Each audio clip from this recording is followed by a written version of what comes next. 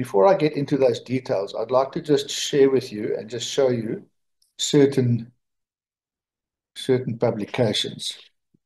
What you see now on the share screen is an article published by Professor Magda Slabbert and myself in the PER, the Potchefstroom Electronic Review, and that was in 2012.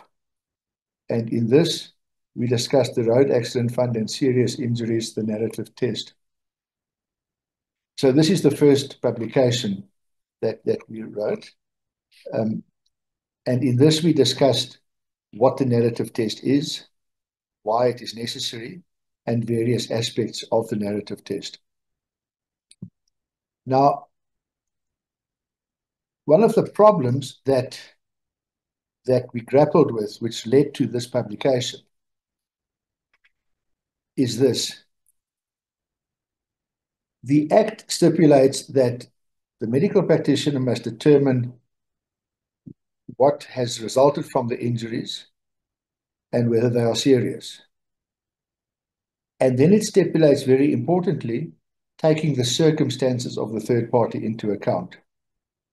Now, by specifying the concept of circumstances, the Act, in effect, defines a disability assessment as opposed to an impairment assessment. So I would like to stop a moment and just discuss the difference between impairment and disability.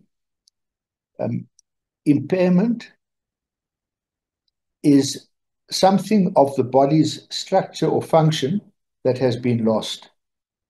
And in the simplest concept, which is the most concrete and easy to understand, if I've lost my left foot, then my impairment is loss of the left foot.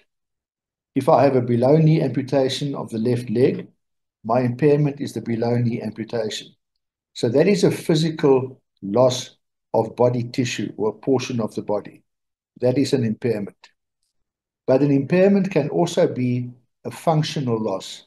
In other words, not a physical anatomical loss, but it can be a functional loss. So that, for example, I've had a chest injury which has damaged my lungs, and my respiratory capacity is now less than it was. That can be measured, and the impaired function of the lungs can be expressed as an impairment of lung function. It can also be called a loss of lung function. Just so, one can physically lose an eye, which is a loss of a body part. That's an impairment. Or even though retaining an eye, the eye can become blind.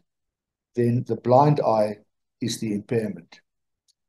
And in traumatic brain injuries, the loss of mental function, cognitive, executive, and other aspects of mental function are impairments because they are an impairment of brain function or impairment of mental function or loss of brain function.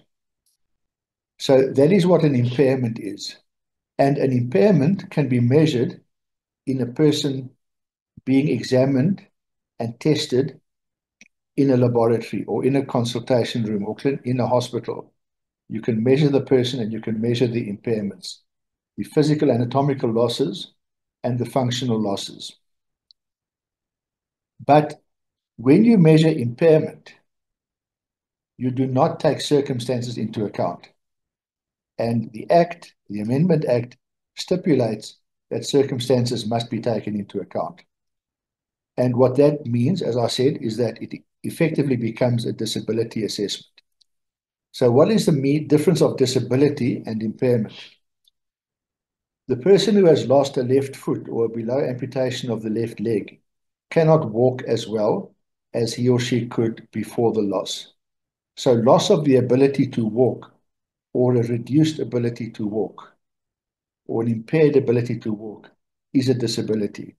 So a disability means that you are less able to participate in certain life activities, whether that is your activities of daily living, whether it's your educational activities, whether it's your occupational activities, and whether it's your recreational or sporting activities. So any life activity in which you could participate before an accident, but in which you can no longer participate, or in which your capacity to participate is reduced, that is a disability. So, for example, a person with a brain injury and loss of mental acuity, cognitive and executive function can look perfectly normal, but their ability to do their work is reduced.